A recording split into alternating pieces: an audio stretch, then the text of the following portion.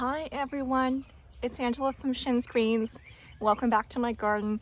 Now this space that I'm sitting in right now is my neighbor's front yard. And just 3 months ago, this used to be an empty lot, an empty lawn with some patchy grass and some weeds and really not much else. So I have built a raised bed vegetable garden from the ground up, from scratch. And in my last video, I showed how I did that. I showed the whole process from start to finish. So if you haven't seen it, go check it out. Now, I'm gonna show you an update and see how that garden is doing now. And it's in the beginning of February. So we're in Zone 10, Southern California. So it's still relatively cold for our region. And the plants are growing, pretty slowly in the cold weather. But despite that, we've already started harvesting from this garden, so I'm really thrilled. And another big lesson that I learned about growing in this garden is that a couple of months ago, I planted a ton of seeds directly into the raised beds, and I didn't know that we had a huge problem with roly-polies. They're also called pill bugs. They're little insects that will absolutely devour all of your seedlings as soon as they come up. So my seedlings didn't stand a chance. I lost most of my seedlings and I had to then restart all over again. So I created a separate nursery area just for my seedlings, so away from the main garden, and they're protected from the pill bugs. And I've had a lot more success with that. So I have a whole new set of seedlings that I've started to transplant out into the raised beds, but it did set me back about 6 weeks. But you know what? That's okay. That's part of the process of learning how to grow in a new space. Now, the other thing I want to talk about is the rising cost of everything. And I know all of you guys out there have noticed this too. Everything is more expensive, right? Food is more expensive, gas, housing, general merchandise, and that also includes gardening supplies.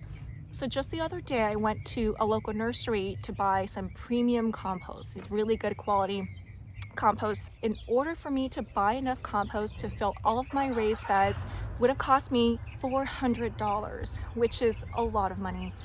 And not only that, seeds are getting expensive. So my number one goal this year is to become more self-sufficient, to be as self-sufficient as possible, which means I'm going to expand my composting. I'm going to build more worm composting bins. I'm going to compost all of my kitchen scraps. Then I'm also going to harvest all of my own seeds. I'm going to save my own seeds, which I've been doing since the beginning of my garden journey, but I'm going to be expanding that even more. And if I never have to buy any more compost, fertilizer, or seeds again, then I'll be pretty happy. This is just one step closer to becoming a little bit more self-sufficient. So with that being said, let's take a walk around the garden and see what's going on.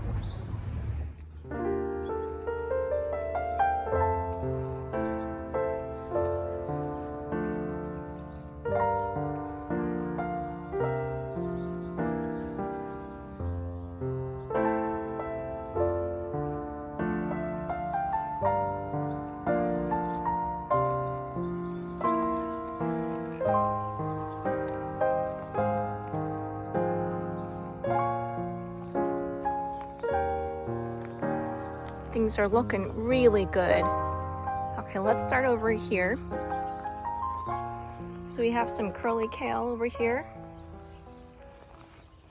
And I planted a little raspberry volunteer that came up from my compost.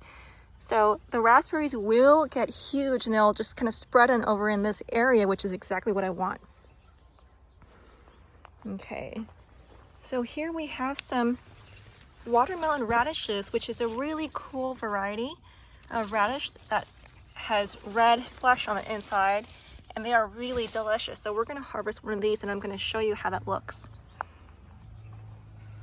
Here we have sugar snap peas, and I've already harvested twice from these plants and they are absolutely delicious, looking really good and still producing more flowers and more pea pods. Here we have these Scarlet Nantes carrot, and these beetroots are looking so good. They're still pretty small, but some people actually like to eat them on a smaller size, but I'm gonna let these grow a little bit bigger. Down here we've got some onions that I started from seed. These are short day onions, and we're in Southern California zone 10, so we have to grow short day onions, not long day onions. And this right here is the magnolia tendril peas. Oh my gosh, just look at how gorgeous these flowers are. This is a new variety for me. I've never tasted the pea pods. I'm not sure if you're supposed to cook them or if they're good to eat raw, but we'll find out. This right here is a volunteer sunflower. This is a mammoth sunflower. This is almost as tall as me now. And the last time I grew this at my community garden last summer, they grew to 10 feet tall. And this is one of my seedling nursery areas.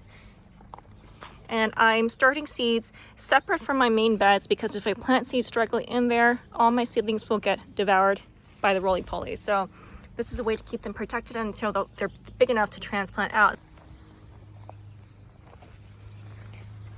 These are red potatoes that I planted, doing absolutely well.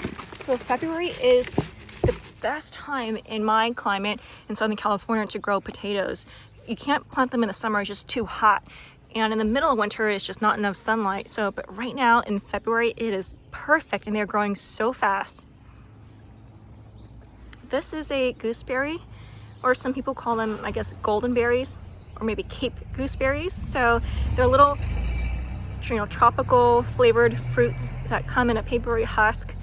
Super low maintenance, fast growing, grows really well in our climate. So hopefully we'll get some fruit off of that this year. And these are some strawberries that I planted. When I planted these strawberries in this container, I put in lots of kitchen scraps down here and then put in a top layer of soil, and look at how well they are doing. And just look at these gorgeous strawberries. Look how big and juicy that looks. It's not ripe yet, obviously, but oh my gosh, I'm so happy with these strawberry plants.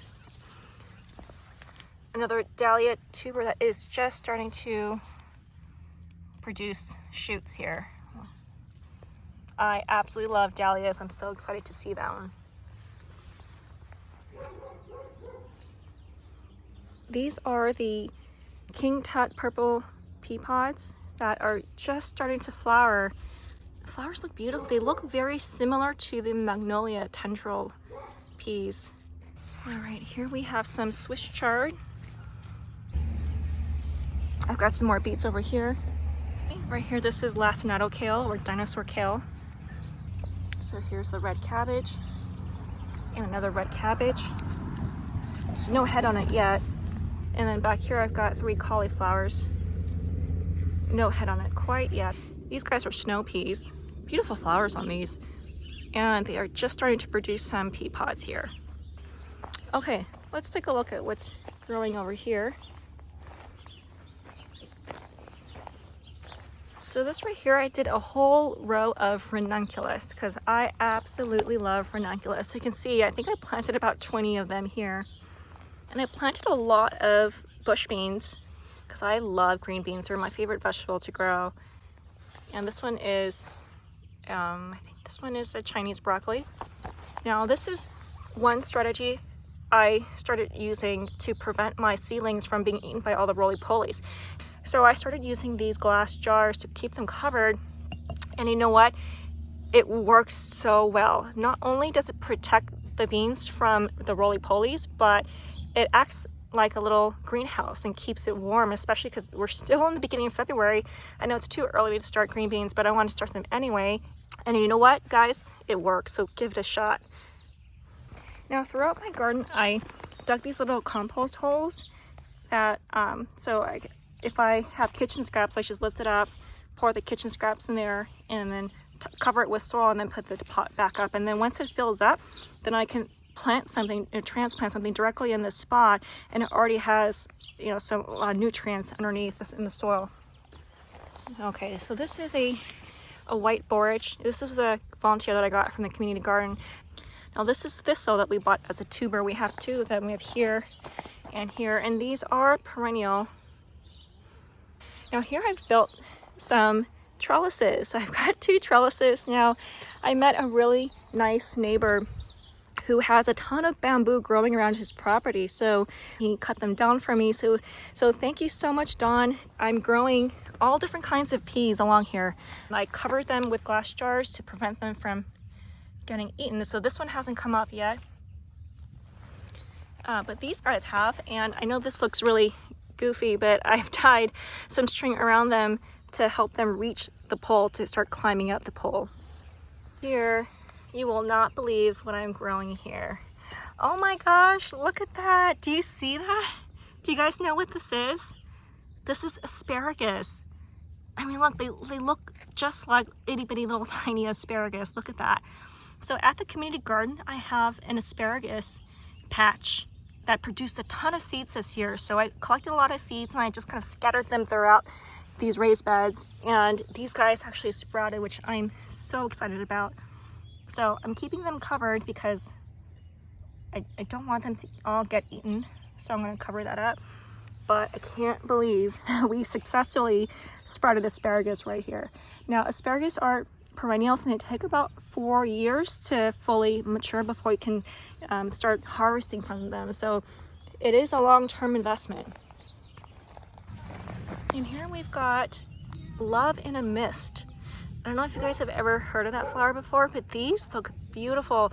When I saw the picture, I thought, oh my gosh, wow, these are really cool flowers. So, you know, here I've planted some bush beans and more bush beans. Now I picked this spot for the bush beans because, first of all, we get a lot of sun right here hitting this spot, and this terracotta heats up and gets really hot. Even in the middle of winter, it's, you know, very warm to the touch because of the sun. And then throughout the night, it'll release some of that heat into the soil to sort of keep the temperature from getting too cold at night. Then we also have this wall right here that, it's very warm to the touch. I can feel the heat radiating off of this wall. And so it'll reflect some more light and heat to these bush beans because these bush beans like it warm. These are sweet peas. So these are not edible, but they produce beautiful flowers that smell amazing. They are so fragrant. So they're gonna climb up this trellis here.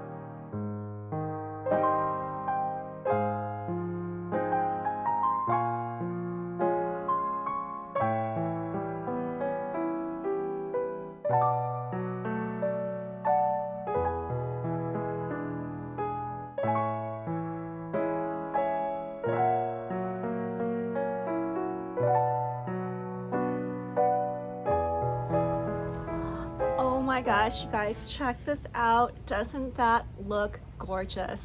This is my first harvest, and we've got some curly kale, sugar snap peas, bok choy, and spinach, all grown with my own 2 hands, all grown organically and picked literally just about 20 minutes ago.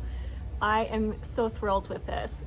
I think this is a good sign of lots of abundance to come in the near future. So I hope you guys stay tuned because there's a lot more exciting things coming along in the front yard garden.